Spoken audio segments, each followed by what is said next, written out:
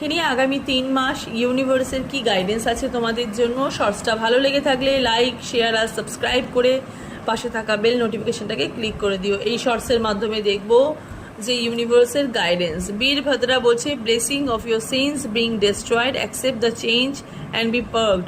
কিছু চেঞ্জিং তোমার জীবনে আসবে, সেটাকে একদম অ্যাকসেপ্ট করতে হবে, ঠিক আছে।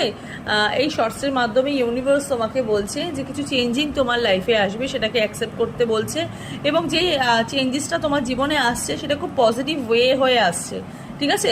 হয়তো তোমার জীবনের কোনো জায়গা সেটা খুব খারাপ হতো, সেই খারাপ জায়গাটা ইউনিভার্স তোমাকে হতে দিচ্ছে না, ঠিক আছে।